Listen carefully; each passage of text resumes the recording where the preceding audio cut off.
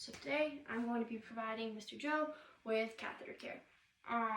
So first I would come in, check the doctor's orders, make sure that it was correct, introduce myself, ask for 2 identifiers, explain the procedure, ask for permission, and get consent, and then I would go ahead and get to work. So first I'd perform hand hygiene, put my gloves on, and I would put a barrier underneath him, ask him to lift his hips for me, slide that under, and make sure that his linens did not get his hand, soiled throughout this process.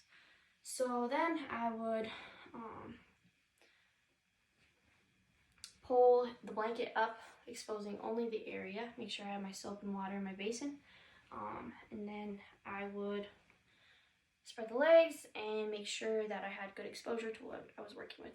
I would lift the bed up to proper working height and put the rails down on my side.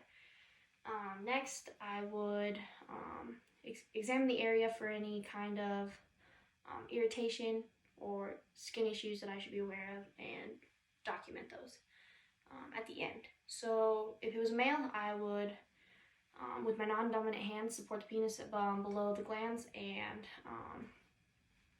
I would clean around the catheter in circular motions about 10 centimeters down the catheter, making sure not to pull on the catheter at any point in time. If it was a female, I would spread the labia, check for any irritation, grab the catheter with my non-dominant hand to stabilize it, and clean away from the meatus. Once this was done, I would wash, rinse, make sure there's no evidence of soap or anything. I would cover him back up, ask him to sit back up and allow me to get the barrier out from underneath him. And I would throw all my stuff in soiled linens after I had lowered the bed and put the side rails up. Then I would come back,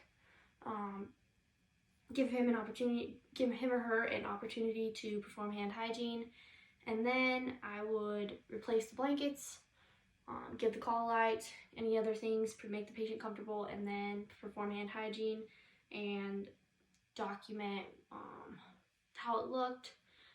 I would also make sure that the catheter tubing was not coiled at all, and I would make sure that if I had unattached it from its anchoring on the leg, I would make sure that it was put back on there so as not to irritate, making sure there was enough slack so it wasn't pulling.